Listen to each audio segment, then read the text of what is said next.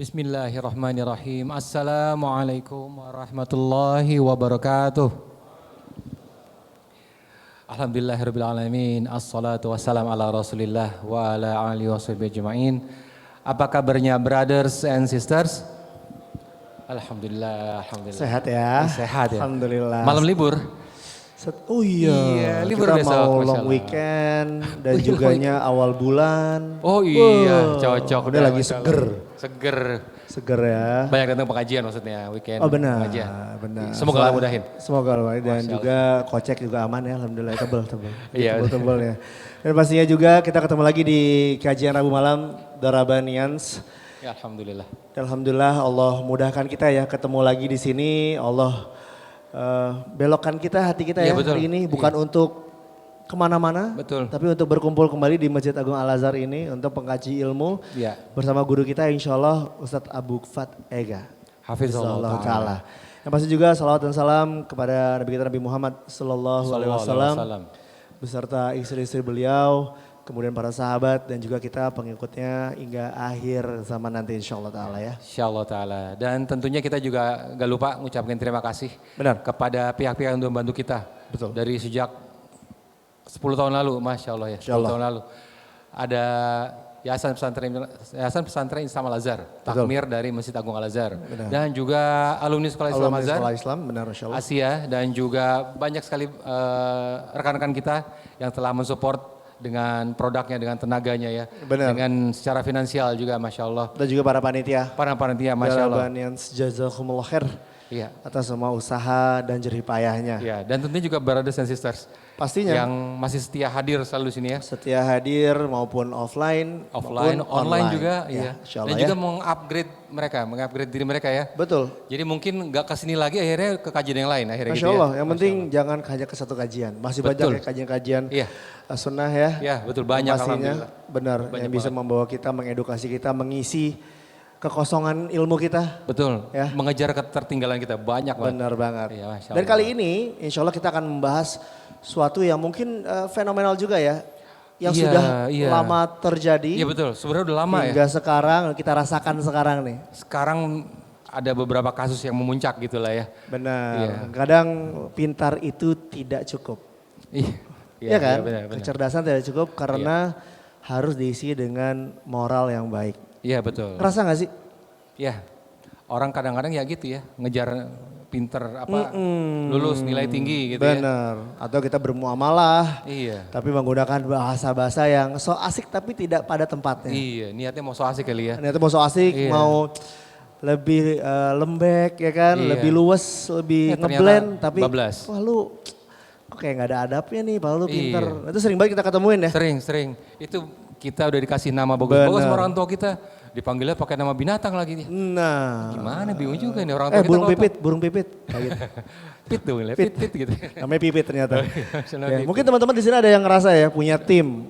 Timnya masih baru lulus. Iya masih fresh lah gitu ya. Fresh graduate. Iya, Tapi ternyata lah kok lu punya moral seperti ini. Nah kita banyak nih ketemu seperti ini nih. Ya betul, Ya. betul. Dan Nah, sekarang malah lebih dalam lagi di dunia profesional ya. Benar. Di golongan-golongan yang udah bisa dibilang tuh golongan-golongan elit lah gitu ya. Golongan Maksudnya elit, punya benar. pendidikan tinggi. Benar. Profesi yang dipandang di masyarakat gitu. Benar, benar. Ternyata ketangkap aja sama CCTV.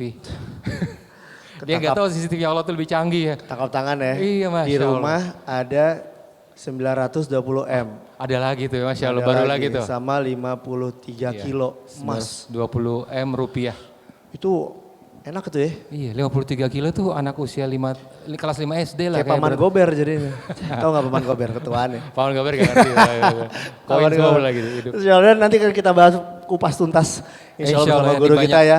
iya. Apa sih yang salah dan apa yang kita butuhkan? Iya, padahal pinter-pinter mah pinter. Nilainya ngelewatin apa tuh kriteria dasar kelulusan gitu ya. Lulus cum laude gitu ya. Insya Allah. Praktek, Benar. ambil apalah S2, S3.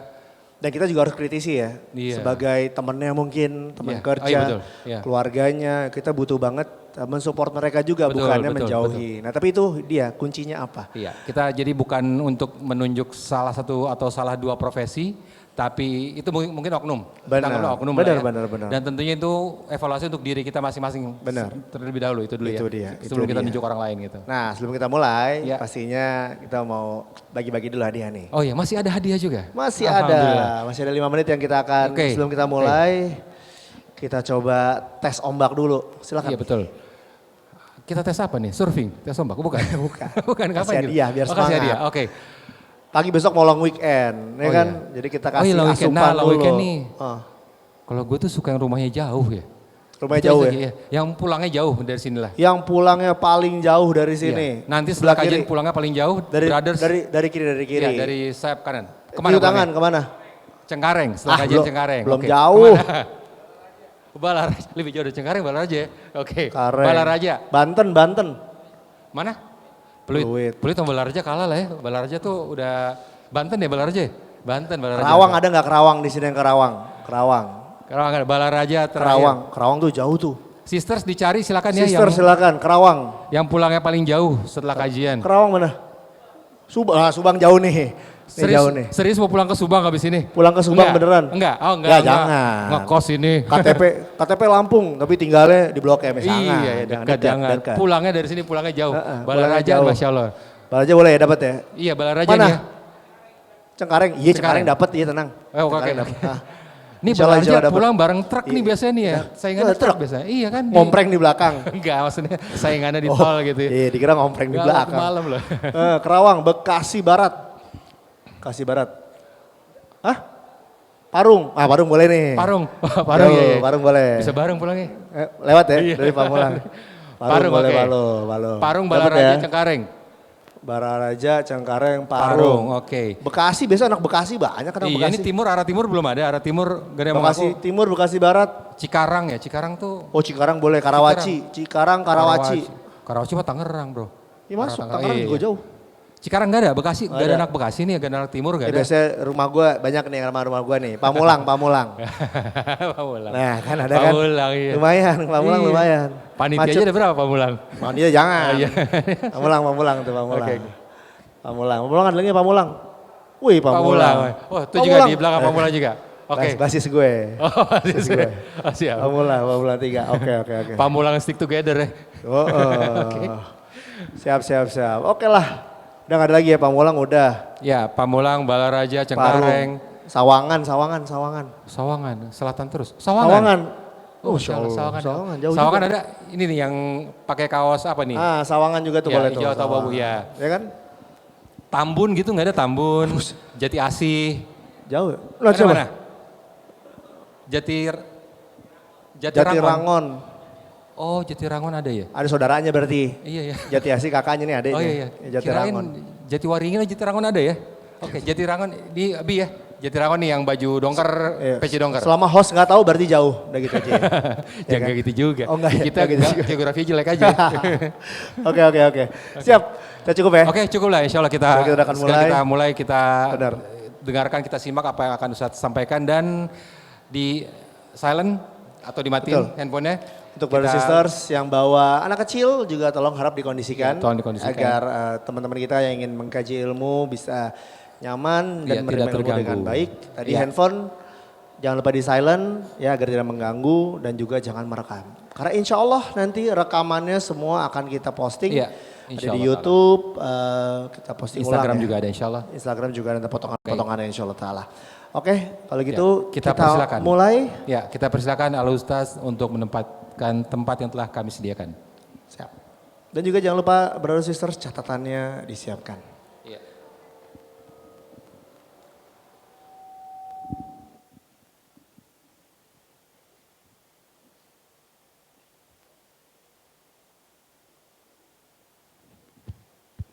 Assalamualaikum. Waalaikumsalam warahmatullahi wabarakatuh.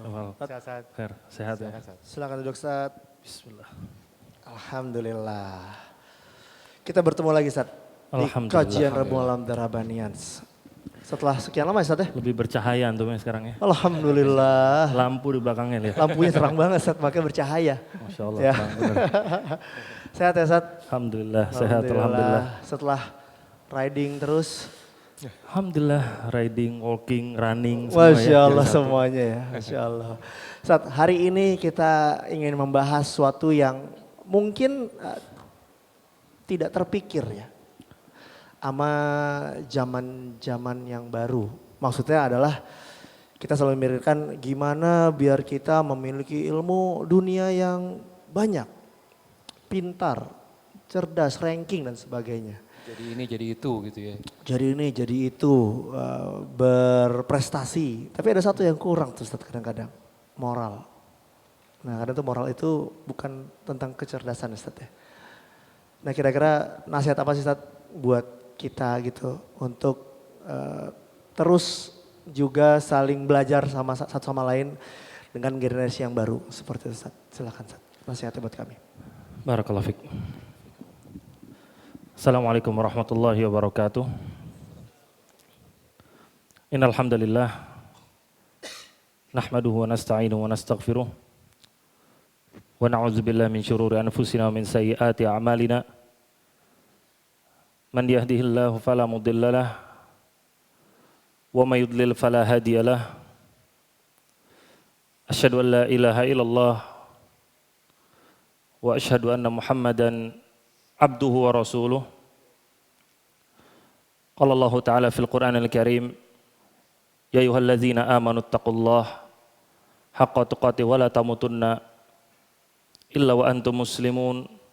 Amma ba'd, fa inna khairal kalami kalamullah wa khairal hadyi hadi Muhammadin sallallahu alaihi wa ala alihi wa sahbihi wa sallam, wa syarrul umuri muhdatsatuha fa inna kulla muhdatsatin bid'ah wa kulla bid'atin dhalalah wa kulla dhalalatin finnar. Amma ba'd. Teman-teman semua rahimani wa rahimakumullah. Saudara dan juga saudari seiman yang semoga selalu dirahmati oleh Allah Azza wa Jalla. Apa kabar semuanya? Sehat? Alhamdulillah. Udah makan semua? Belum makan? Jangan protes ke anak kelamaan lu ntar gagal belum makan.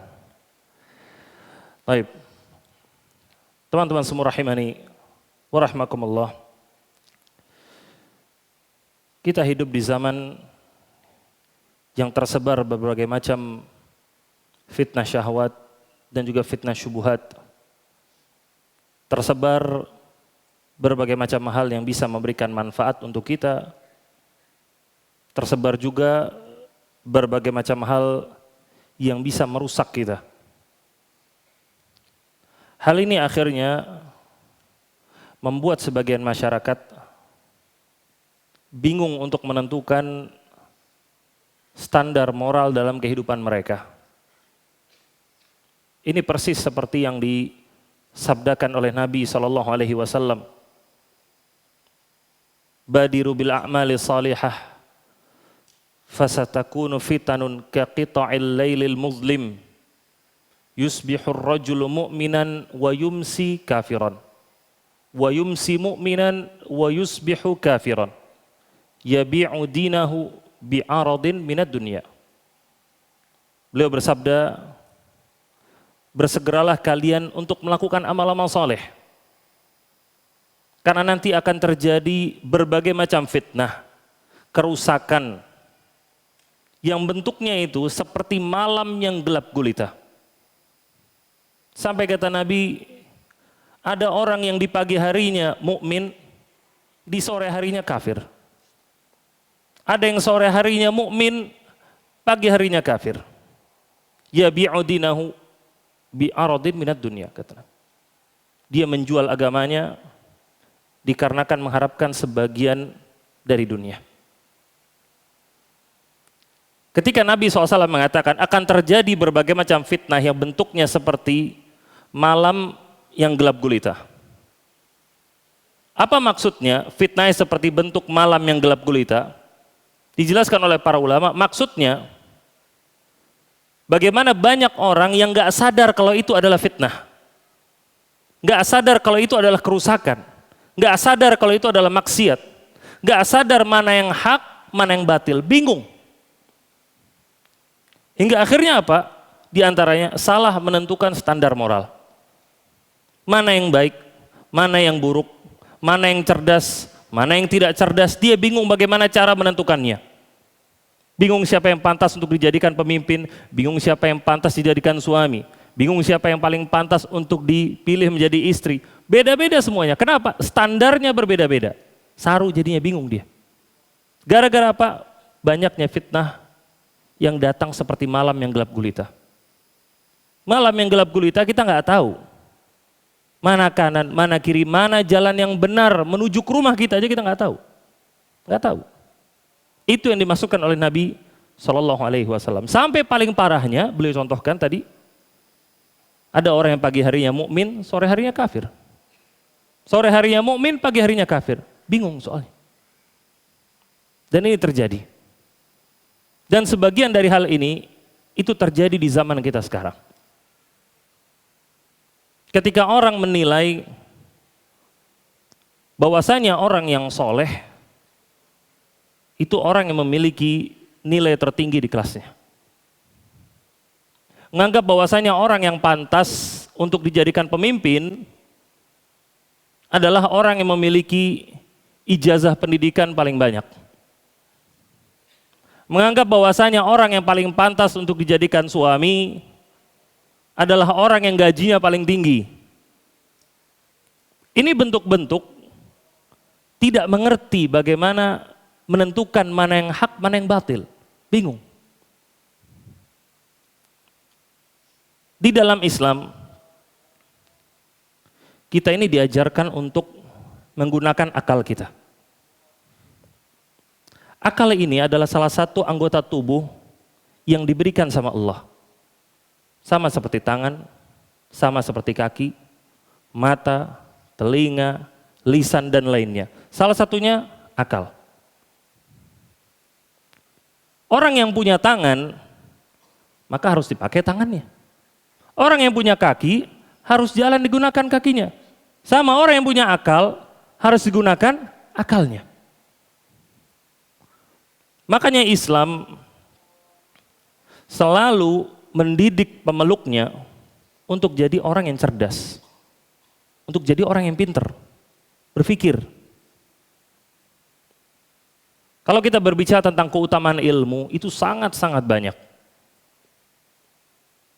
Di antaranya bahkan Nabi SAW mewajibkan setiap muslim dan muslimah untuk belajar ilmu agama. Dengan beliau bersabda, "Talabul ilmi faridatun ala kulli muslim." Menuntut ilmu agama maksudnya itu wajib bagi setiap muslim. Berarti harus belajar memang. Bahkan dalam Islam belajar ilmu agama dijadikan sebagai salah satu bentuk ibadah yang terbaik. Dengan sabda Nabi yang sering kita dengar, "Man salaka tariqan yaltamisu fihi ilman, sahhalallahu lahu bihi tariqan ilal jannah." Barang siapa yang menempuh jalan untuk mencari ilmu agama, maka Allah akan mempermudah jalannya ke surga. Saking semangatnya itu Islam, menjadikan pemeluknya jadi orang-orang yang pinter. Makanya antum lihat secara realitanya, nggak ada agama yang memiliki kajian lebih banyak daripada agama Islam. Nggak ada. Nggak ada agama yang memiliki koleksi buku pengetahuan terbanyak daripada Islam. Antum nggak bakal temukan. Dan ini selalu berkembang dari zaman ke zaman.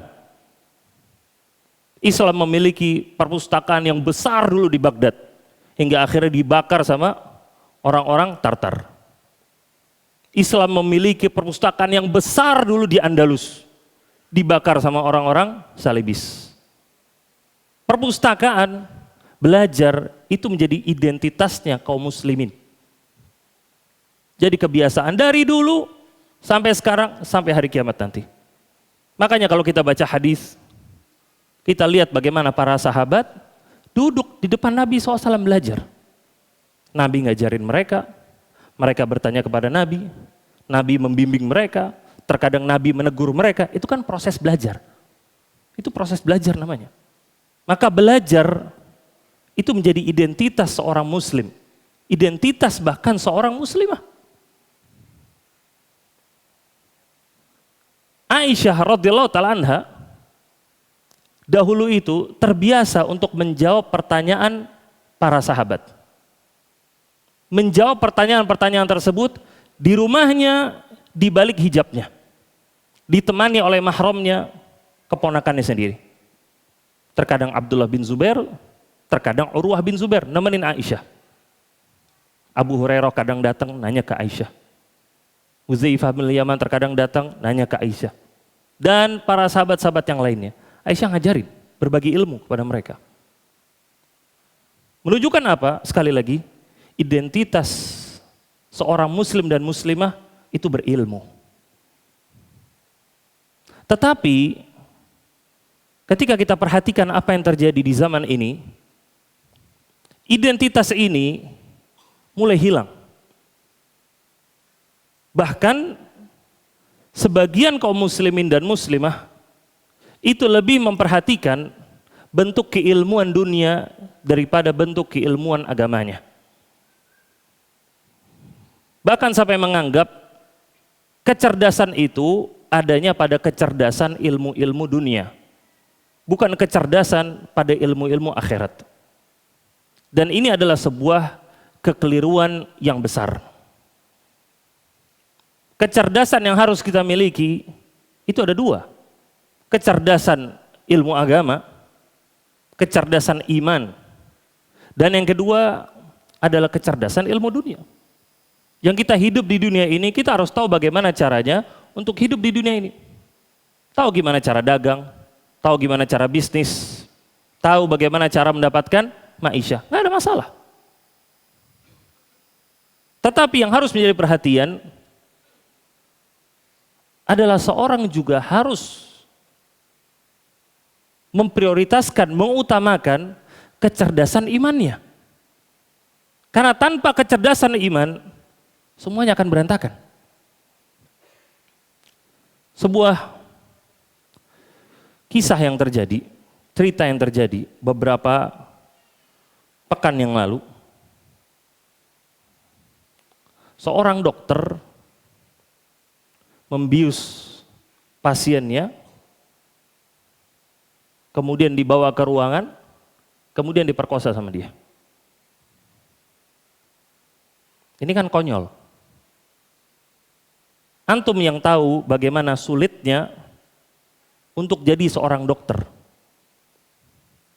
Masuknya susah, bayarnya mahal, pelajarannya susah, pendidikannya lama. Lulus belajar kedokteran, apakah langsung bisa ada DR-nya? Harus koas dulu. Berapa lama koas? Bisa setahun? Bisa setahun setengah? Udah bisa buka praktek? Belum. Habis koas ngapain? Hah? Apa namanya istilahnya tuh? Kayak magang tuh apa namanya istilahnya? Ya itulah. Itu pun harus dia lakukan setahun, kadang 2 tahun.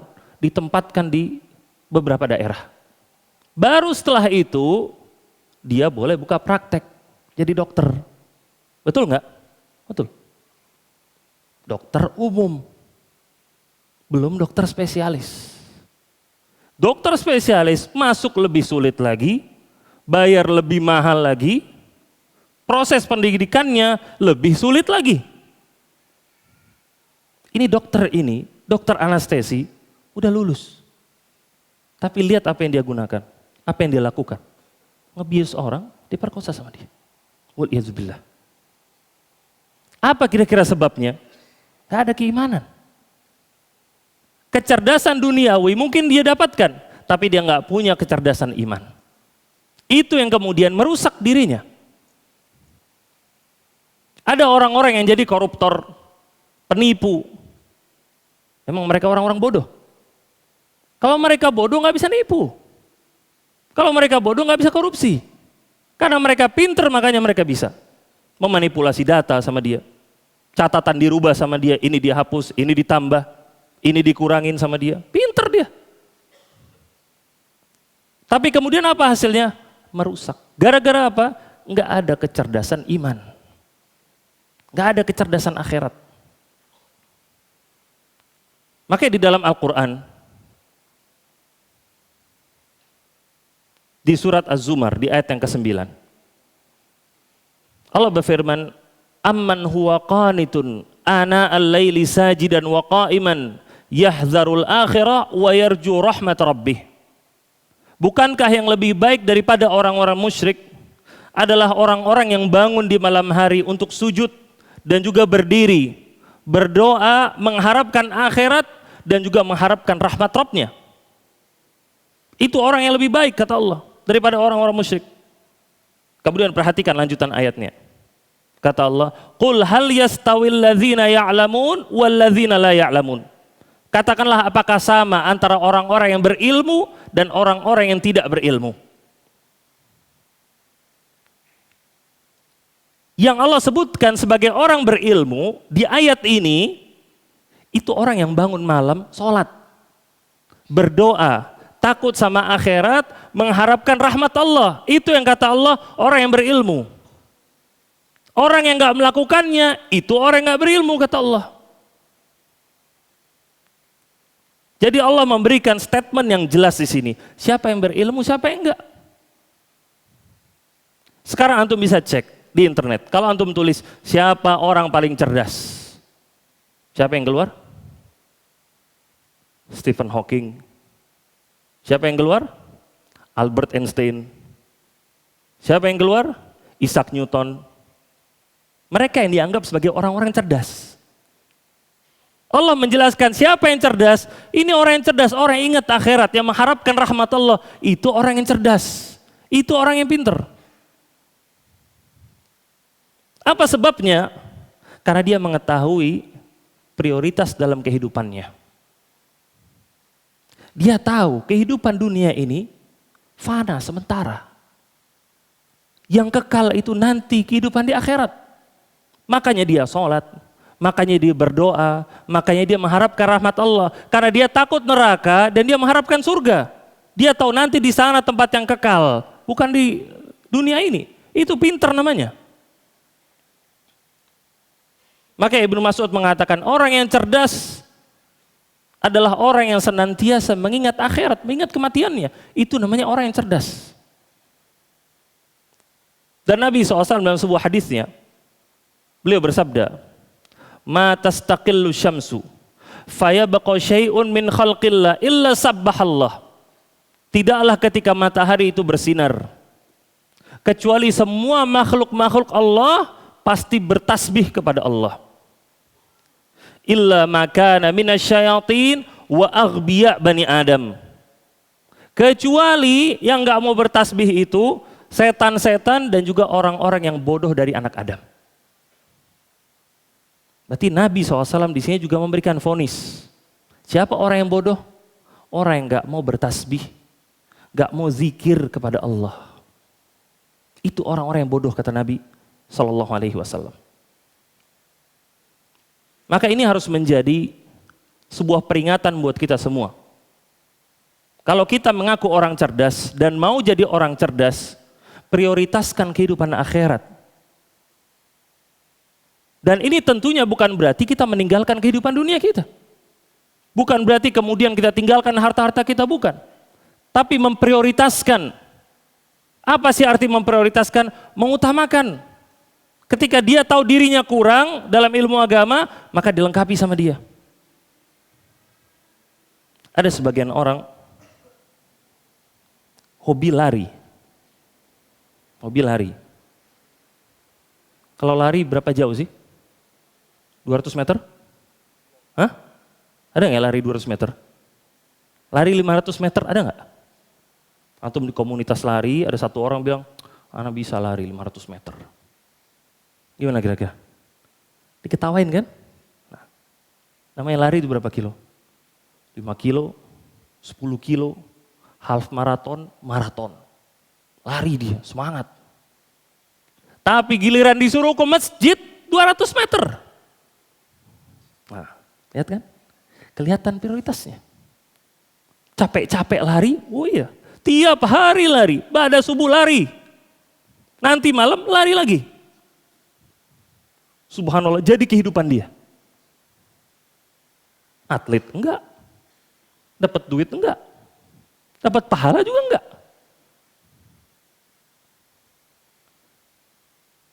Ada sebagian wanita beli baju macam-macam. Warnanya pelangi. Mejiku, Hibinio. Buka tuh lemarinya, wah berderet. Tasnya berbagai macam merek. Setiap ada opor ikutan. Open order ikutan, paling depan.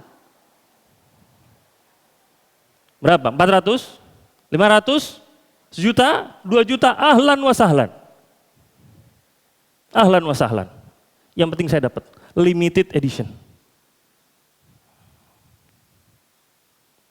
Tapi temennya sakit, disuruh bantu sedekah, 50.000 cukup. Ya 75.000 lah. Gak bakal lebih. Susah temukan seorang wanita yang mau sedekah angka 1 juta tiap bulannya. Kalau ada, wallah Masya Allah, penduduk surga insya Allah. Ini salah satu bukti apa? Bukti apa yang kita prioritaskan dalam kehidupan kita.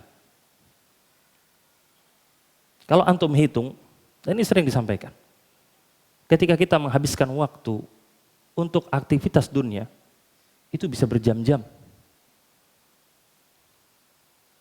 Kerja, itu kan katanya 9 to 5 katanya. Berapa jam tuh? 8 jam, ya kan? 8 jam. Itu antum kerja. Dari Senin sampai Jumat. Antum tahu sholat, sekali sholat berapa lama?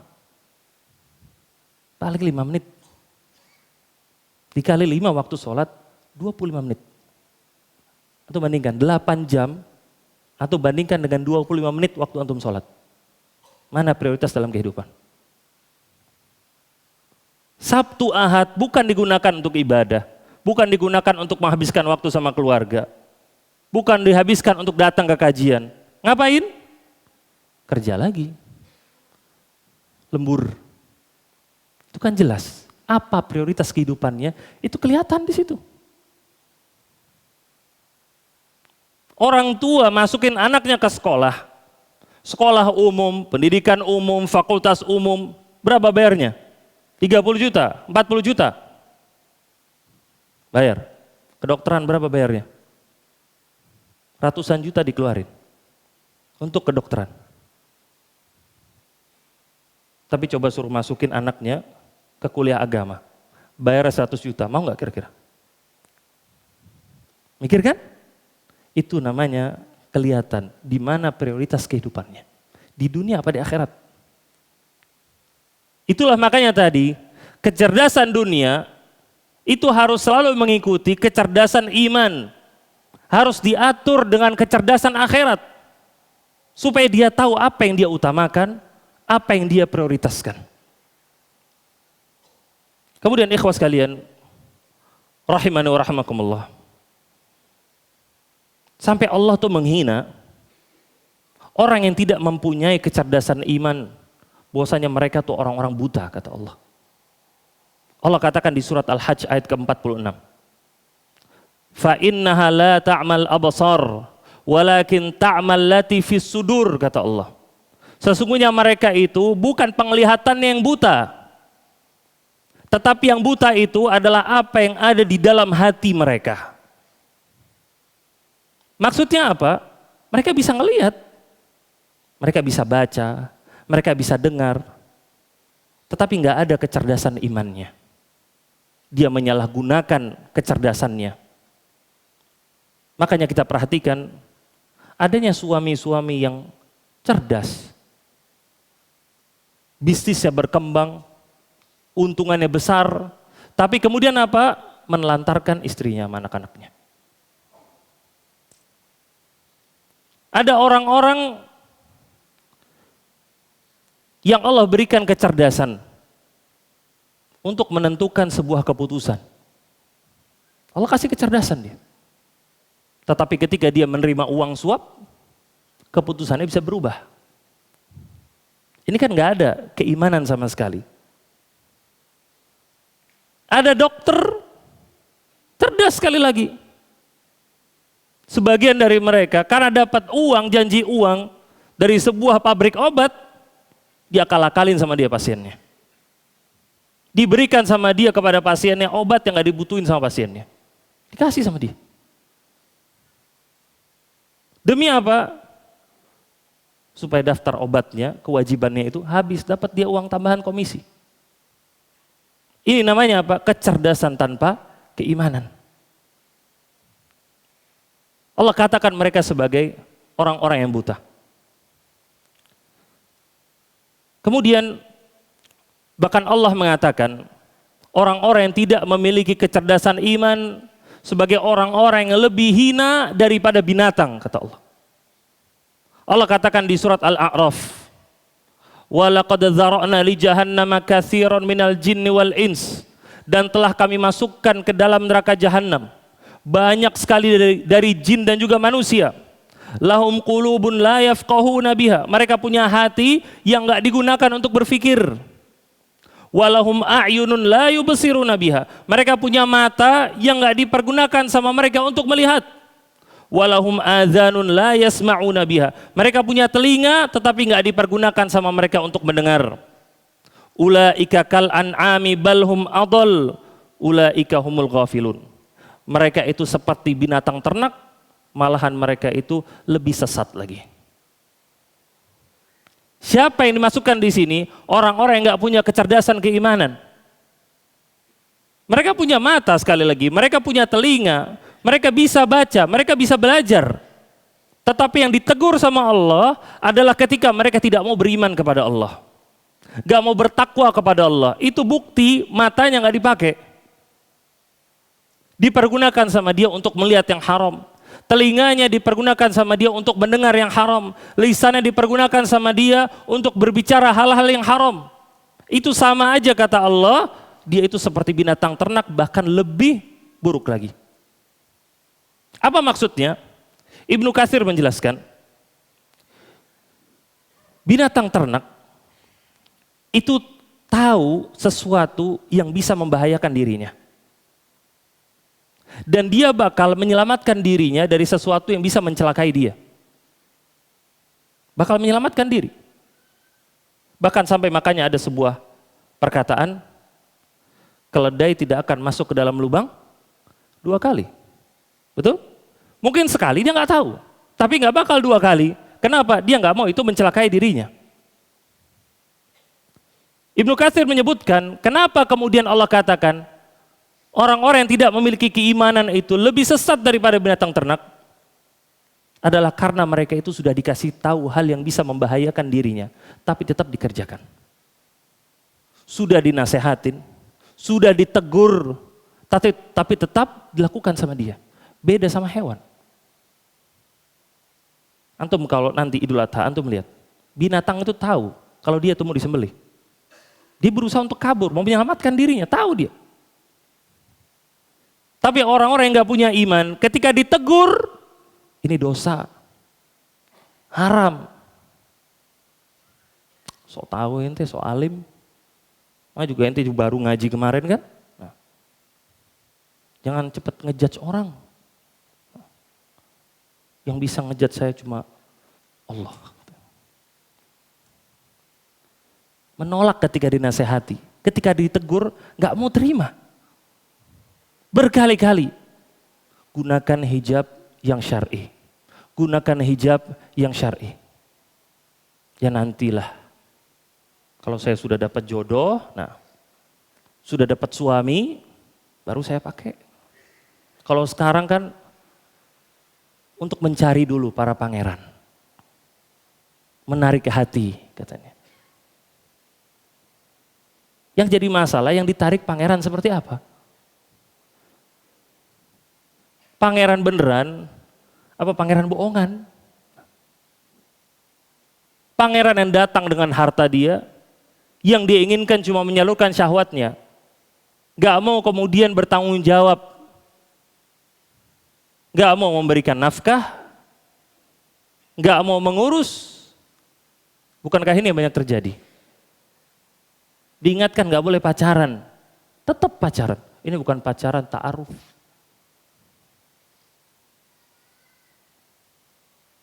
Ta'aruf, dari ta'aruf akhirnya check in, terjadi perzinahan.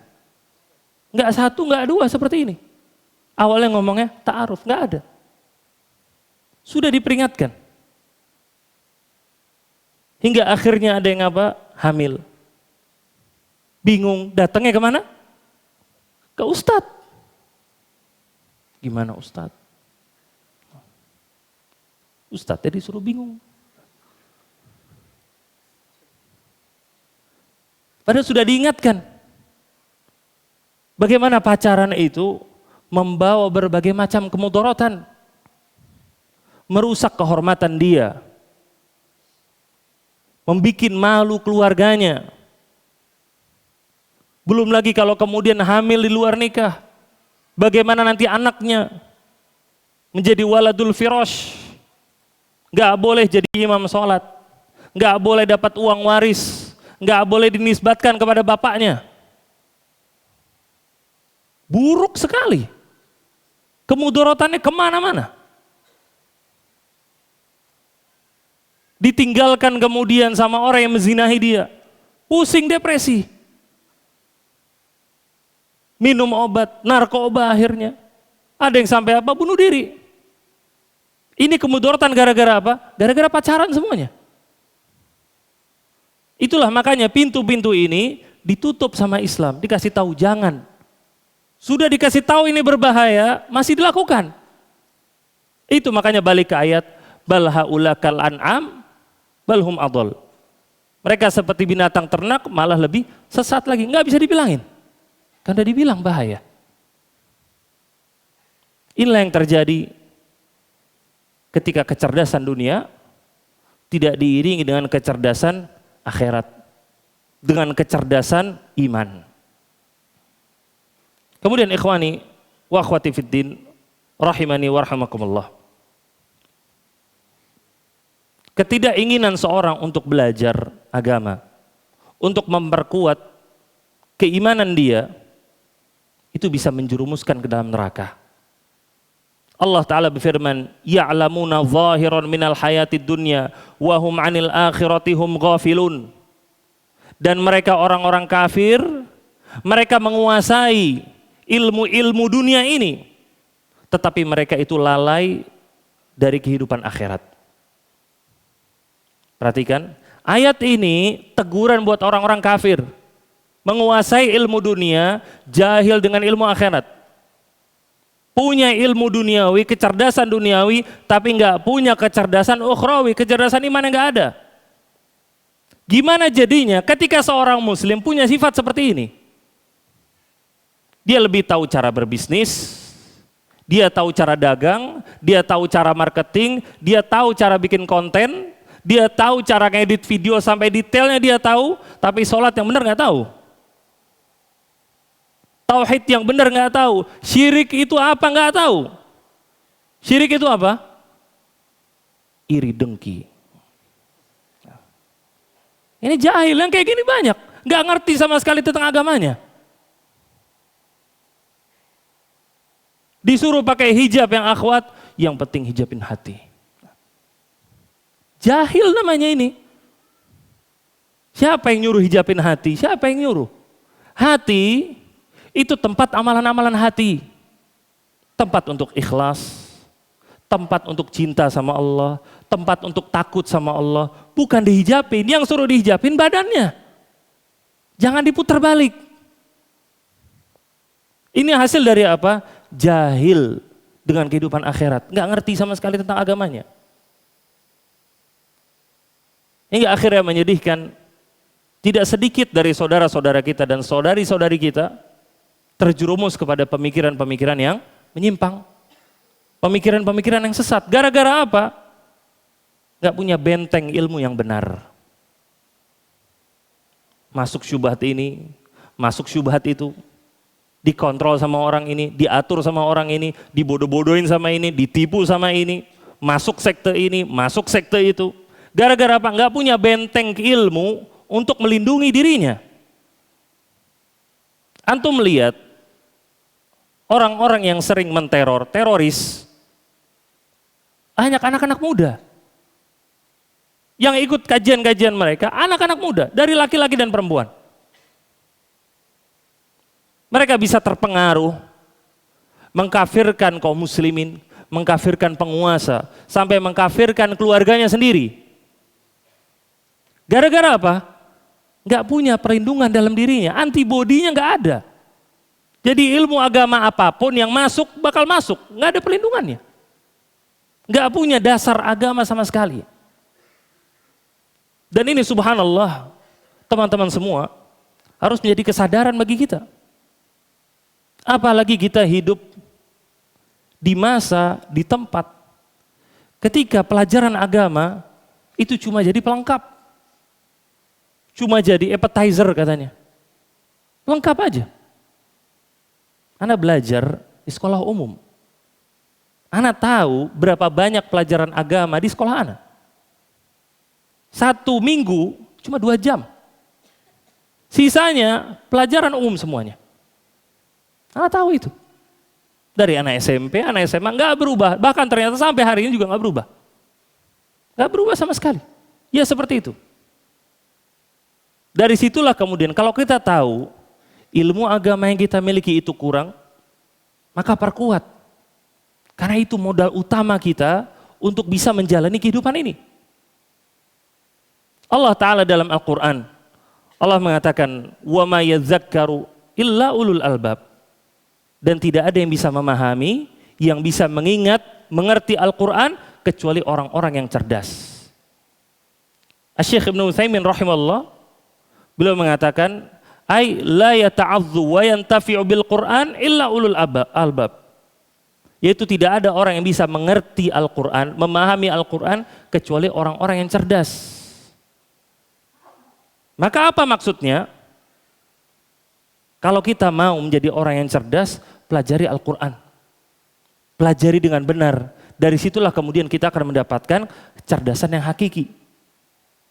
Setelah kita mendapatkannya, maka kita akan bisa menjalani kehidupan dengan baik. Ketika ada yang menjadi pemimpin, ada yang menjadi atasan, dia akan menjadi atasan yang adil kepada bawahan-bawahannya. Kenapa? Karena dia sadar kezoliman sedikit apapun yang dilakukan sama dia, nanti akan dipertanggungjawabkan di akhirat. Dia nggak bakal memberikan kepada karyawannya sebuah beban di luar tugasnya dia. Dia nggak bakal membebankan karyawannya di luar jam kerjanya. Apalagi dengan alasan kita kan keluarga. Kalau kita keluarga tambah gajinya, kan keluarga. Kalau dia mengerti masalah akhirat, dia bakal jadi pemimpin yang adil, atasan yang adil. Ketika seorang menjadi pedagang, dia memiliki penguasaan ilmu agama yang baik, memiliki kecerdasan iman, dia bakal menjadi pedagang yang jujur. Gak bakal nipu orang. Dia akan menjalankan sesuai dengan akadnya. Dia gak bakal kurangi apa yang sudah ditetapkan, apa yang sudah dijanjikan, gak bakal dikurang-kurangin sama dia. Dan kita dapati subhanallah banyak sekali pedagang-pedagang yang menipu. Banyak sekali yang kemudian menipu kaum muslimin. Ada yang belum ngaji, ada yang katanya sudah ngaji. Bawa kabur duit orang. Tinggal ujung-ujungnya bilang apa? Afwan. Ini apa sebabnya? Gak ada kecerdasan iman sama sekali. Dan kemudian juga kita dapati seorang guru menipu jamaah sendiri. Jamaah diperes sama dia, diambil hartanya. Ada guru yang lain, jamaahnya yang perempuan, dinikahi sama dia. Dengan nikah, katanya nikah, ternyata zina. Satu. Ini realita, terjadi memang. Ustadz, tapi ini kan gurunya guru agama, Ustadz. Harusnya kan punya kecerdasan iman, Ustadz. Ternyata kecerdasan iman itu cuma embel-embel dia aja. Dia nggak ada takutnya sama Allah. Makanya ilmu bukan pajangan. Ilmu bukan ijazah. Ilmu itu adalah apa yang tampak dalam diri kita. Apa yang menjadi karakter kita. Itu ilmu namanya. Ilmu bukan apa yang antum tulis. Ilmu bukan apa yang antum ketik, antum post di Instagram. Bukan. Ilmu apa yang ada dalam hati. Yang menjadi akhlak antum. Menjadi kekhusyuan antum. Makanya Allah Ta'ala mengatakan, innama yakhshallaha min ibadihil ulama. Sesungguhnya yang takut kepada Allah hanyalah hamba-hambanya dari kalangan para ulama. Kenapa? Karena para ulama punya khosyah, punya ketakutan kepada Allah. Gak berani mereka. Mereka gak bakal dekat-dekat dengan maksiat. Mereka tahu Allah memantau dia. Allah mengawasi dia. Allah memperhatikan dia. Gak bakal berani. Bercanda-canda dengan perempuan. Foto-foto dengan perempuan, gak bakal berani dia. Goda-godain perempuan, gak bakal berani. Itulah makanya tadi Anda sampaikan di awal kajian, kita hidup di zaman yang banyak fitnah. Kadang gak ketahuan mana yang benar, mana yang salah. Kalau kita tidak memiliki standar moral yang benar, bisa hasilnya kemudian yang salah kita bilang benar, yang benar kita bilang salah. Kemudian ikhwani wa akhwati fiddin rahimani wa rahimakumullah. Kecerdasan itu sesuatu yang membutuhkan pengamalan. Sekali lagi, kecerdasan bukan apa yang ditulis, tapi kecerdasan adalah apa yang diamalkan. Ada orang-orang yang hadir ke kajian sudah tahunan, bahkan belasan tahun, tapi nggak ada sama sekali perubahan dalam ibadahnya. Nggak ada sama sekali perubahan dalam akhlaknya. Maka sama aja orang ini dengan orang jahil. Bahkan sebagian orang lebih mau bermuamalah dengan orang yang belum mengkajian katanya, daripada orang yang sudah kajian. Ada orang yang baru ngaji, kena tipu. Nah ini seperti ini merusak nama dakwah, merusak nama Islam. Pentingnya kita untuk menjaga harga diri kita sendiri dan untuk menjaga harga diri Islam.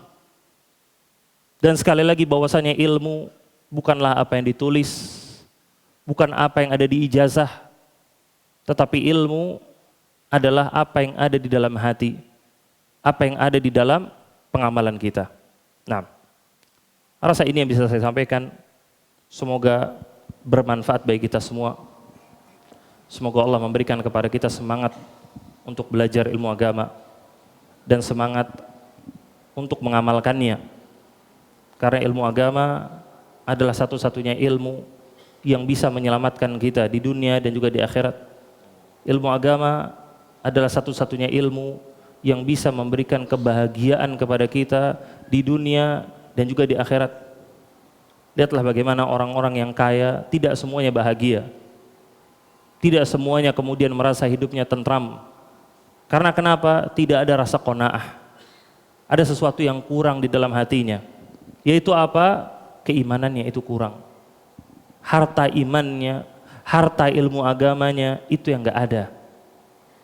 Orang yang memiliki keimanan, lihatlah apa yang Nabi SAW sampaikan. Ajaban li amril mu'min, inna amrahu kullahu lahu khair. Betapa menakjubkan urusan seorang mukmin. Perkaranya semuanya itu bernilai kebaikan. Inna asabathu sarra syakar fakana khairan lah. Kalau dia itu mendapatkan kebaikan, dia bersyukur, maka itu menjadi kebaikan, jadi pahala buat dia. In asabathu darra sabar fakana khairan lah. Kalau dia ditimpa musibah, dia bersabar, jadi pahala lagi buat dia. Ini hanya bisa dipahami oleh orang-orang mukmin, oleh orang-orang yang memiliki kecerdasan keimanan. Dan kita ini selalu berpindah dari sebuah masalah ke masalah yang lain, dari kebaikan ke keburukan, dari apa yang kita sukai ke apa yang kita tidak sukai, selalu berpindah. Kalau kita tidak tahu bagaimana menyikapinya dengan baik, bisa sengsara hidup kita, nggak bakal pernah bahagia. Tapi orang yang mengerti ilmu agama, Allah janjikan kepadanya, man amila salihan min zakarin au unsa wa huwa mu'min falanuhyiyannahu hayatan thayyibah.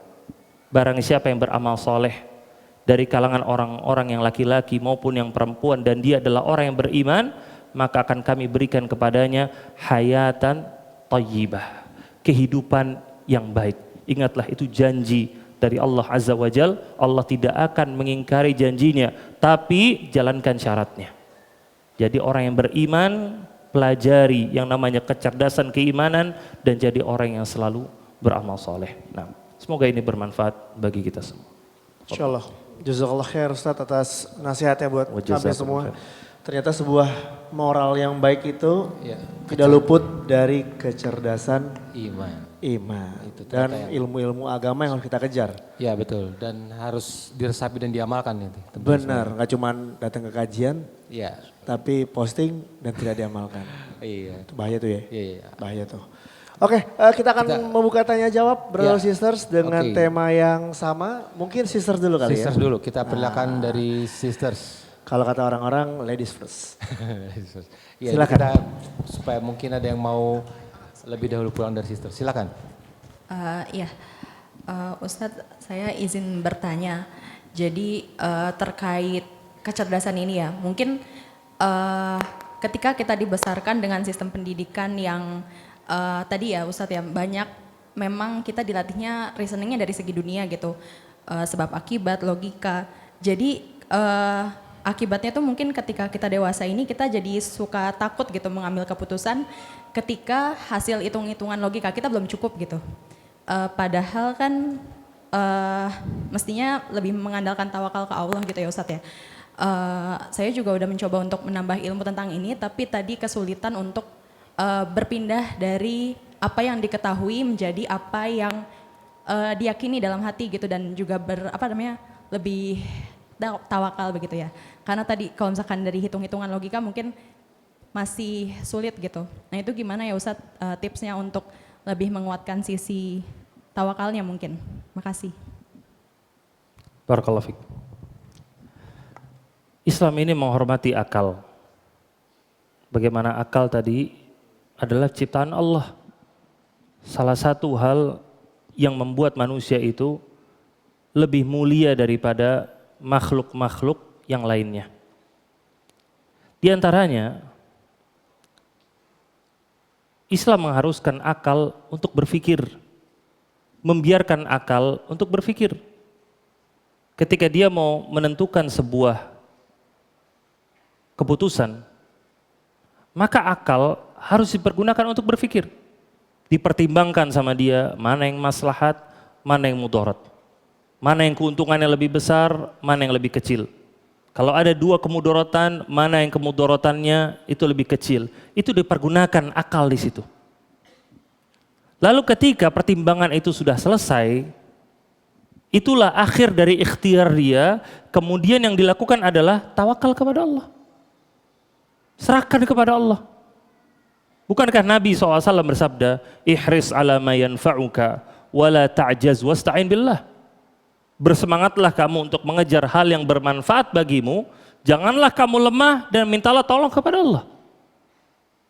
Kadang kita bekerja, secara hitung-hitungan mungkin gak bakal masuk untuk memberikan nafkah kepada keluarga. Tetapi dia berusaha dengan maksimal, urusan nafkah itu dari Allah rizki. Kita ikhtiar, kita manusia. Atau banyak orang di luar sana, secara perhitungan untung, hasilnya rugi. Dia udah hitung semuanya dengan berbagai macam kecerdasan dia. Hasilnya enggak sesuai dengan yang dia inginkan. Ratusan juta miliaran dia habiskan untuk marketing brandnya dia. Enggak untung juga. Ada? Banyak. Sebaliknya ada orang yang buka usaha, enggak pakai marketing, Tahu aja enggak. Lah AdSense wala apa, enggak tahu. Dia cuma jualan. Tiba-tiba satu persatu datang laku. Buka cabang sini, buka cabang sana. Antum lihat. Keberhasilan bukan semata-mata karena usaha kita. Keberhasilan itu ditentukan sama Allah. Dan antum yang punya anak lebih dari satu, antum perhatikan. Anak-anak itu hidup dalam kepengurusan antum. Makan dengan makanan yang sama. Antum berikan pendidikan yang sama. Antum berikan kasih sayang yang sama. Wataknya sama apa beda? Beda. Beda. Antum berusaha dengan sama buat dua-duanya, hasilnya beda. Yang satu begini, yang satu begitu. Nanti yang 3 lain lagi, yang 4 lain lagi, beda. Itu menunjukkan kita bisa berusaha, hasil di tangan Allah. Anak bisa beda-beda. Pada lingkungan rumahnya sama, antum sama-sama ngedidik. Itu sama terjadi dengan apa yang kita lakukan. Gak semuanya itu harus kembali kepada logika kita. Logika kita pergunakan semampu yang kita bisa. Semaksimal yang kita bisa. Kemudian serahkan kepada Allah. Bukankah Nabi SAW menyuruh kita untuk mencontoh bagaimana burung itu mendapatkan rizki dari Allah. Karena apa? Karena bertawakal dengan benar.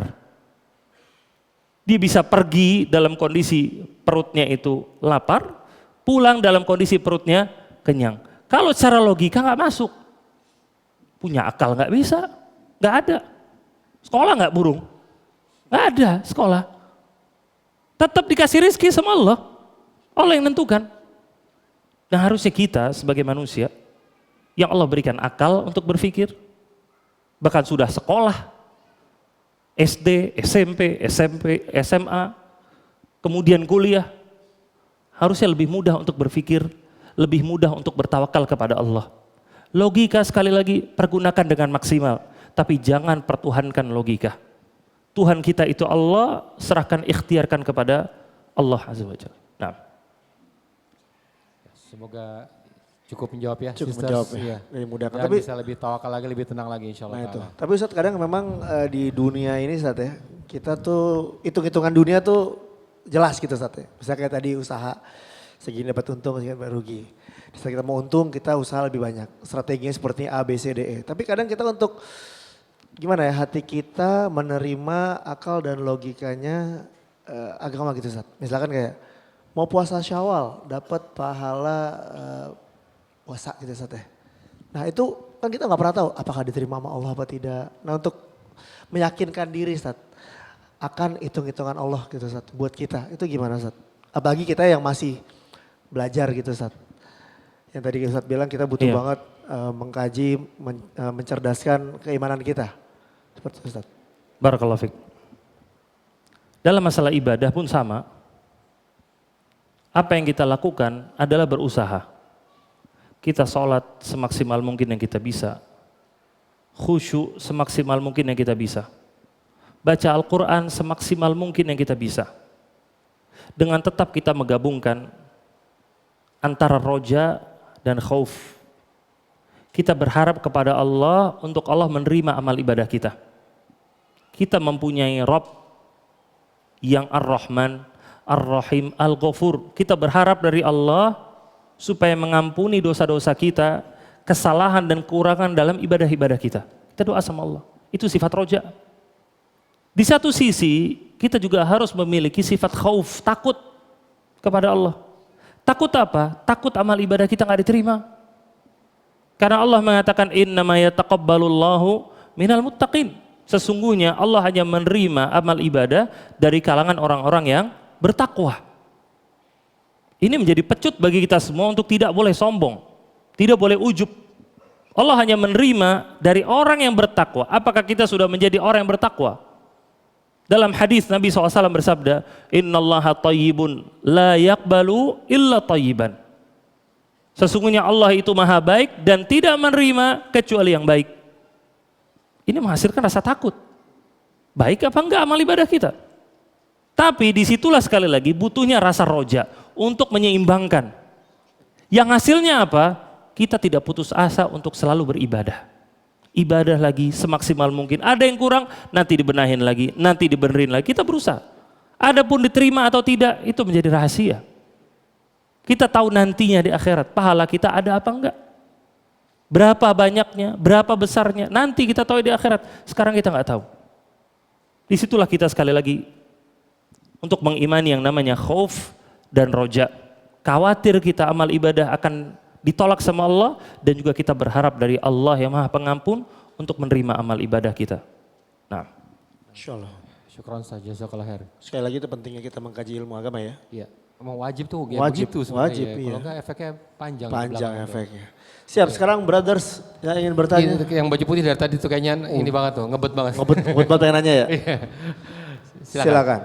Mic-nya. Adina di situ di balik rak ya, baju Ya. putih. Untuk sister silakan juga Sister, dipersiapkan. silakan. Dipersiapkan yang mau bertanya berikutnya. Silakan brothers. Bismillah, Assalamualaikum Ustaz. Waalaikumsalam warahmatullahi wabarakatuh. Ini Ustaz terkait ikhtiar effort untuk lebih mendalami lagi Ustaz. Kita ingin lebih memprioritaskan lah dalam proses pelajaran agama ini. Tapi memang salah satu yang ana observasi aspek terberatnya lingkungan Ustaz. Apalagi yang memang ada di institusi yang menyalahi gitu ya penerapan values agama yang benar itu, dan itulah orang-orang yang kita interaksi setiap harinya dengan intensif gitu Ustaz.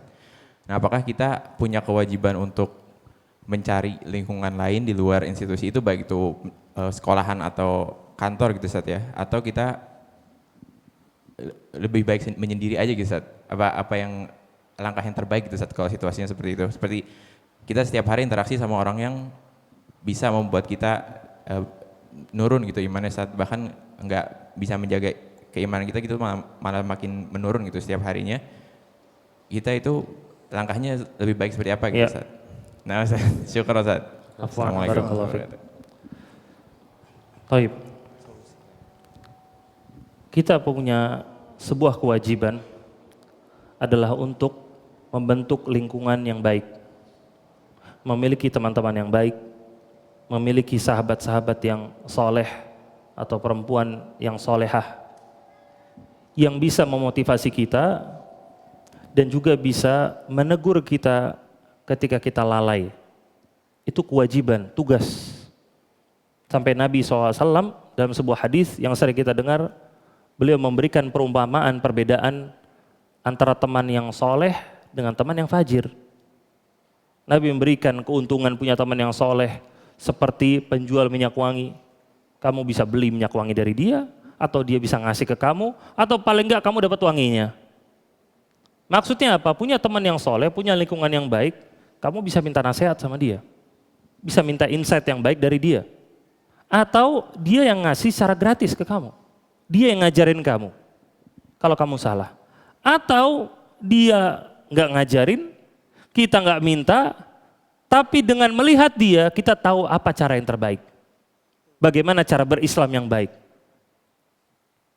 Itu benefit, keuntungan kalau kita punya lingkungan yang baik, punya teman-teman yang soleh. Teman-teman yang buruk, Nabi perumpamakan seperti seorang pandai besi.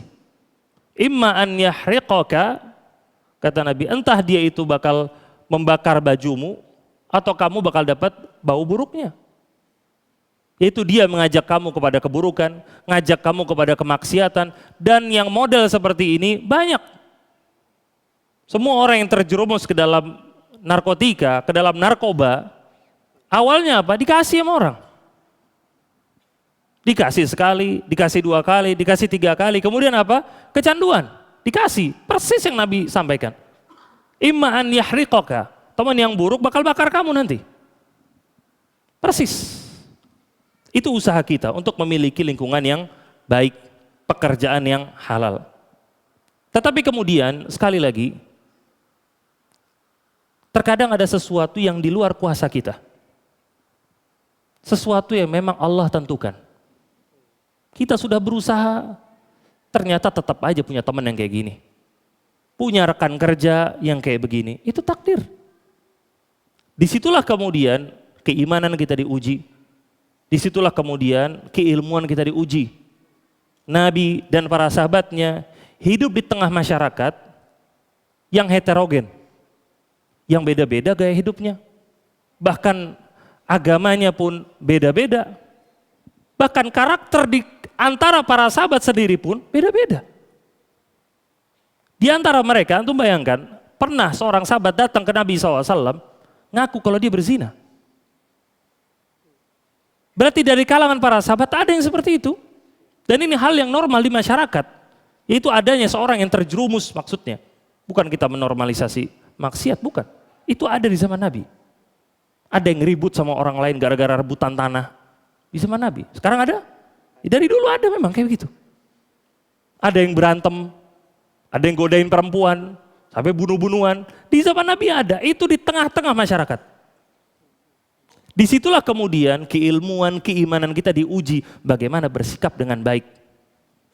Kita nggak pernah diperintahkan sama Nabi untuk kita mengeksklusifkan diri masuk dalam goa. Nggak pernah. Tinggallah kamu dalam goa sendirian. Ada? Nggak ada. Nabi masuk ke dalam gua ketika beliau belum jadi Nabi. Setelah beliau jadi Nabi, pernah nggak boleh masuk gua lagi? Sekali.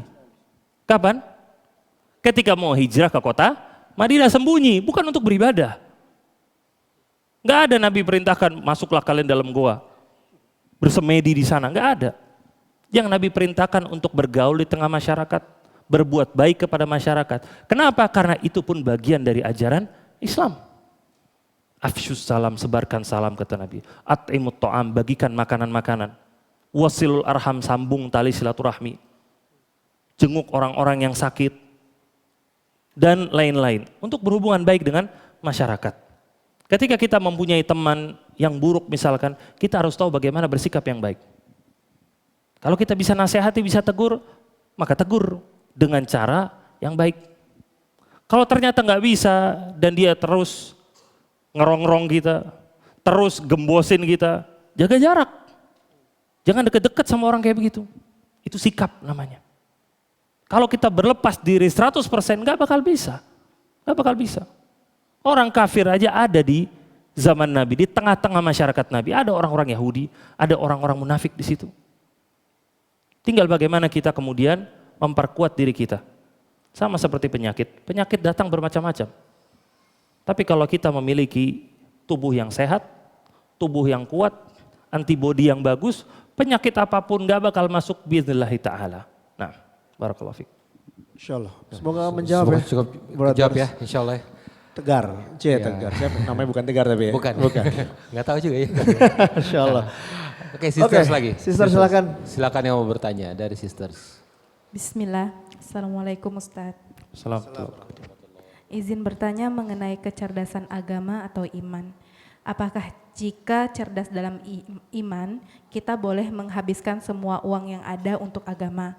Dengan catatan semua keperluan dunia saat ini atau hari ini sudah terpenuhi. Atau apakah perlu menyisihkan uang untuk keperluan dunia yang akan digunakan di masa depan? Syukran.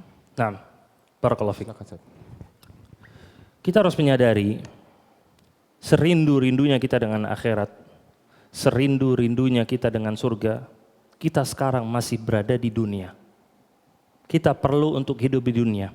Ini adalah tempat untuk beramal.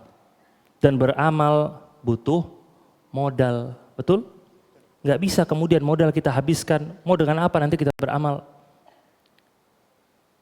Satu-satunya orang yang anak ketahui diizinkan oleh Nabi SAW untuk mengorbankan seluruh hartanya di jalan Allah hanyalah seorang Abu Bakar Siddiq radhiyallahu ta'ala anhu. Umar ketika datang ke Nabi SAW, Umar kemudian bersedekah dengan setengah hartanya. Hingga Umar kemudian mengatakan, saya yakin gak bakal ada orang yang bisa menyaingi saya, kata dia. Tiba-tiba datanglah Abu Bakar kemudian menyerahkan seluruh hartanya. Untuk bayangkan seluruh harta. Antum punya rumah, kasihin. Punya mobil, kasihin. Apa saldo di rekening antum? Kasihin semuanya. Itu seluruh harta namanya. Datang ke Nabi, dikasih semuanya. Sampai Nabi katakan, kemudian apa yang kamu tinggalkan bagi keluargamu? Kata Abu Bakar, aku tinggalkan bagi mereka Allah dan Rasulnya. Ini hanya kejadian pada Abu Bakar. Adapun dalam kesempatan-kesempatan yang lain, di antaranya ketika sahabat Sa'ad ibn Abi Waqqas radhiyallahu ta'ala anhu pernah sakit parah. Yang dia menyangka saat itu, sakit parahnya itu bakal mewafatkan dia, menjadi sebab kematiannya dia. Saat itu Nabi SAW datang jenguk dia, kemudian saat itu Sa'ad bin Abi Waqqas cuma punya satu anak, dan itu perempuan. Kemudian Sa'ad mengatakan kepada Nabi, "Wahai Rasulullah, saya mau mensedekahkan seluruh hartaku." Kata Nabi, "La taf'al," jangan, kata Nabi. Lalu kata dia, "Fanisfahu," kalau begitu setengahnya. Kata Nabi, "Jangan, la taf'al." Lalu dia bilang, "Wa thulutsahu," kalau begitu sepertiganya. Lalu kata Nabi, "As-thulutsu wa thulutsu katsir." Ya boleh sepertiga, tapi sepertiga itu tetap banyak, kata Nabi. Perhatikan, saat mau sedekah, dia mau wafat, mau meninggal, dia mau sedekah dengan seluruh hartanya, dilarang sama Nabi, jangan. Mau setengah, jangan, kata Nabi. Apa sebabnya? Karena enggak semua orang keimanannya seperti Abu Bakar. Tawakalnya seperti Abu Bakar, enggak semua orang. Abu Bakar As-Siddiq keimanannya tinggi. Diikuti juga oleh keimanan istrinya, keimanan anak-anaknya. Istri, anaknya Abu Bakar, Asma dan Aisyah radhiyallahu taala anhuma. Orang-orang luar biasa semua, nggak bisa disamakan. Makanya untuk kita mempergunakan apa yang kita miliki dengan baik. Sebagian kita gunakan untuk akhirat, kita gunakan untuk sedekah, untuk membantu orang lain. Sebagian kita gunakan untuk kebutuhan kehidupan kita dengan baik. Dan jangan berlebih-lebihan. Makanya Nabi SAW nggak pernah kita temukan beliau menyuruh kita untuk 24 jam berada di masjid. Untuk sholat sepanjang hari.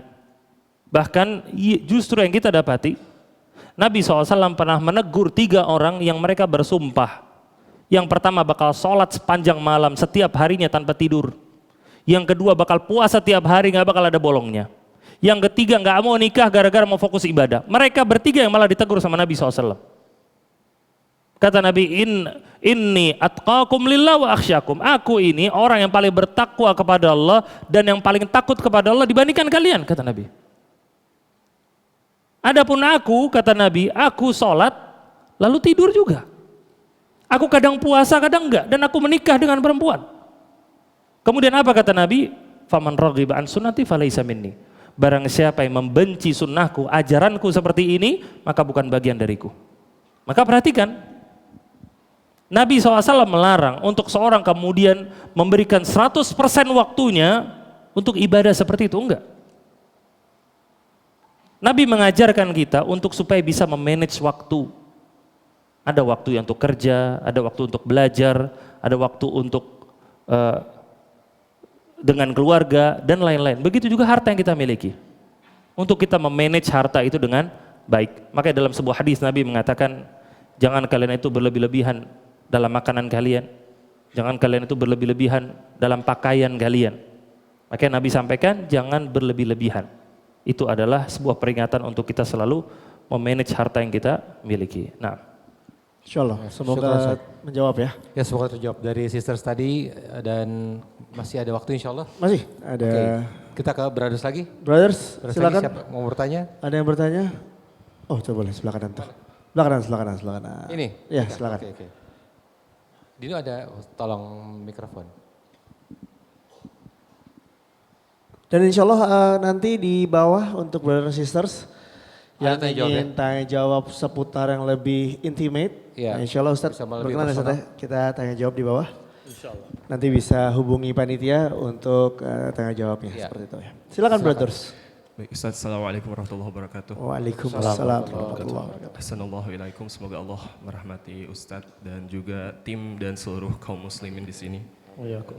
Ustadz izin bertanya untuk terkait dengan ilmu bermanfaat adalah ilmu yang kita amalkan. Nah, terkadang ada syubhat di antara kami atau di antara kita Ustadz yang kita itu ingin beramar ma'ruf nahi mungkar, tapi di satu sisi kita merasa takut canggung, takut hubungan status quo yang saat ini ada di masyarakat atau teman-teman kita itu berubah. Padahal kami mengetahui ilmunya, kami mengetahui bahwasanya bagaimana adab untuk menyampaikan nasihat, tapi ada syubhat tersebut Ustadz, dan kita berlindung di hujjah bahwasanya kalau kita tidak bisa mengubah dengan tangan, kita ubah dengan atau kita tolak dengan hati. Sebetulnya batasan kita menolak dengan hati yang mana kita menjadi tidak beramar ma'ruf nahi mungkar itu seperti apa dan sejauh apa Ustadz? Demikian Ustadz, jazakumullahu khairan. Barakallahu fiik. Nah, kemungkaran kadang terjadi di sekitar kita. Dan Nabi SAW bersabda, man ra'a minkum munkaran falyughayyirhu biyadihi, fa illam yastati' fa bilisanihi, fa illam yastati' fa biqalbihi, wa dzalika ad'aful iman. Barang siapa yang melihat kemungkaran, hendaknya dia ingkari dengan tangannya. Kalau dia tidak mampu, maka dengan lisannya. Kalau dia tidak mampu, maka dengan hatinya. Itu adalah serendah-rendahnya keimanan. Maka semua dikembalikan kepada kemampuan masing-masing. Ketika dia mampu merubah dengan tangan, maka dia rubah. Yaitu ketika kemungkaran tersebut terjadi di dalam daerah kekuasaan dia, wewenang dia, maka boleh buat dia untuk merubah dengan tangannya. Seorang kepala keluarga ketika melihat ada sebuah kemungkaran terjadi di rumahnya dia, maka boleh buat dia untuk merubah dengan tangannya. Itu bukan memukul, tapi dia hentikan kemungkaran tersebut. Ada musik yang berbunyi di rumahnya, dari HP istrinya, atau dari HP anaknya, dia berhak untuk merebut, untuk dia matikan. Kenapa? Itu daerah wewenang dia. Begitu pula seorang pemimpin, seorang bos misalkan, yang dia punya karyawan-karyawan, bos atau atasan tersebut memiliki wewenang untuk menghentikan kemaksiatan yang ada di daerah kekuasaan dia. Kemudian kalau ternyata kemaksiatan atau kemungkaran tersebut terjadi di luar wilayah wewenang dia, maka disitulah baru turun fa'il lam yastati' fa bilisanihi. Kalau dia tidak mampu, maka dengan lisannya. Apa maksudnya? Dia nasihati, dia tegur dengan cara yang baik, dengan cara yang hikmah. Jika dia memang tahu yang mungkar itu benar-benar mungkar, bukan dia ragu-ragu ini kira-kira mungkar atau tidak, itu nggak boleh. Itu termasuk ilmu. Untuk seorang mengetahui sebuah kemungkaran, memang kemungkaran 100%. Dan dia pun harus tahu bagaimana cara menegur, bagaimana cara menasehati dengan baik, dia pun harus tahu. Kalau ternyata dia pun tidak tahu, dia pun nggak ngerti, takut fitnah ini, takut fitnah itu, maka yang paling terakhir adalah fabi qalbihi. Dia ingkari dengan hatinya. Tapi jangan kemudian seorang bermudah-mudahan tidak mau menasehati dengan lisan, semuanya langsung karena saya nggak mampu maka dengan hati. Padahal gara-gara apa? Gara-gara nggak enak. Gara-gara nanti dia takut dikucilkan. Gara-gara dia takut hal-hal duniawi yang lain. Makanya dia nggak mau. Maka ini bukan termasuk ketidakmampuan. Dan poin yang dalam masalah ini yang mau saya sampaikan juga, salah satu poin penting, tidak ada sebuah syarat ketika seorang mau menegur orang lain atau menasihati orang lain, syaratnya dia harus bebas dari dosa. Syaratnya dia harus suci dari dosa, nggak ada sama sekali. Kalau itu menjadi syaratnya, nggak bakal ada yang berani nasihat, nggak bakal ada yang berani negur, nggak bakal ada yang berani bikin kajian. Tapi Nabi SAW bersabda, kullu bani Adam khata' wa khairul khata'ina at-tawwabun. Setiap anak Adam pasti melakukan kesalahan. Dan sebaik-baiknya melakukan kesalahan adalah yang rajin bertobat kepada Allah. Nah, ya. Insyaallah. Semoga terjawab ya. Ya, semoga cukup jelas ya. Dan ini menjadi pertanyaan terakhir tadi ya. Iya, betul. Dan nanti insya Allah kita akan ada tanya jawab di bawah, brothers and sisters. Dan mungkin nasihat terakhir Ustadz. Tadi kita membahas selalu dari awal bahwa kita harus mengisi kecerdasan iman, ilmu agama. Tapi terkadang kita sebagai penuntut ilmu Ustadz, yang dimana kita masih awam dan selalu haus akan ilmu Ustadz. Terkadang kita ingin memberikan sebuah statement, yang dimana sampai sebatas mana sih Ustadz kita sebagai penuntut ilmu. Kadang kan itu ada hawa nafsu juga yang kita keluarkan. Yaitu kita ingin memberikan hujah, oh ini enggak nih, ini benernya kayak gini. Atau begitu dan sebagainya. Bahkan di satu sisi lain kita malah mencari pembenaran, bukan kebenaran. Mungkin boleh Ustaz buat kita selaku masih penuntut ilmu yang awam Ustaz, untuk nasihat terbaiknya untuk kita. Silakan Ustaz. Nah, barakallahu fiik. Seorang muslim itu dituntut untuk belajar hal-hal yang diwajibkan buat dia. Kemudian setelah itu dia memperdalam ilmu agama dari hal-hal yang mendukung kehidupannya dari hal-hal yang sunnah. Dan kemudian ketika dia menegur orang lain, ketika dia menasehati orang lain, maka harus dilandaskan dengan ketulusan niat, ketulusan tujuan. Dan ini adalah sebuah peringatan untuk semuanya, termasuk diri kita sendiri. Jangan pernah menasihati orang lain, menegur orang lain, menyebarkan sebuah manfaat, tujuannya karena dunia. Tujuannya mengharapkan apresiasi, tujuannya mengharapkan like, tujuannya mengharapkan share, tujuannya mengharapkan subscribe. Jangan, itu hal-hal duniawi, receh, remeh semuanya. Ingat dalam sebuah hadis, Nabi SAW memberikan peringatan ketika beliau menyampaikan 3 golongan yang pertama kali dilemparkan ke dalam neraka. Yang paling pertama kata Nabi adalah seorang pengajar agama, seorang yang mengajarkan Al-Quran, tapi tujuannya supaya dia itu dipanggil alim, supaya dia dipanggil qari, maka dia ditarik di atas wajahnya kemudian dilemparkan ke dalam neraka. Maka luruskan niat, tujuan niat kita adalah lillahi ta'ala, untuk mendapatkan pahala dari Allah. Ketika kita menegur orang lain, maka orang tersebut kemudian menjalankan teguran kita, menjauhi kemaksiatannya, maka pahalanya untuk kita. Selama dia menjauhi kemaksiatannya, pahalanya pun mengalir untuk kita. Ketika kita memotivasi orang untuk melakukan kebaikan, lalu orang tersebut pun menjalankan kebaikan karena nasihat kita, maka selama orang itu menjalankan, pahalanya pun buat kita terus. Sampai kita mati, sampai orang tersebut mati. Apa yang kita ajarkan kepada anak-anak kita untuk makan pakai tangan kanan, untuk menghormati yang lebih tua, sampai mati dia mengerjakan itu, pahalanya akan mengalir untuk orang tuanya. Jadi kita juga harus tahu adanya sekali lagi khauf dan roja dalam masalah ini. Untuk kita tahu bagaimana berjalan tengah-tengah, untuk kita selalu termotivasi, tetapi kita hindari hal-hal yang buruk dari niat dan juga tujuan-tujuan yang rusak. Nah, aktafi bihadza, semoga ini bermanfaat bagi kita semua. Subhanakallahumma hamdika asyhadu an la ilaha illa anta astaghfiruka wa atubu ilaik. Wassalamualaikum warahmatullahi wabarakatuh. Waalaikumsalam warahmatullahi wabarakatuh.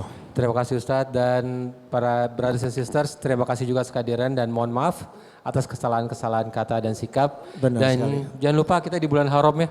Benar. Di bulan haram jadikan Perbanyak ketakwaan. amal ibadah. Betul. Ya, karena itu akan dilipat gandakan dan Betul, jauhi larang-larangan ya. Karena itu juga dilipat gandakan juga. Dosanya. Ya, insya Allah kita ketemu lagi 2 pekan lagi brothers Insya and Allah sisters. ta'ala. Ya. Dan juga semoga Allah selalu mengistiqomahkan kita Ya, terima menjaga kasih. kita dalam hal-hal baik. Betul. Amin ya rabbal alamin. Terima kasih. Jazakumullah khair. Subhanakallahumma wa bihamdika asyhadu an la ilaha illa anta astaghfiruka wa atubu ilaik. Assalamualaikum warahmatullahi wabarakatuh.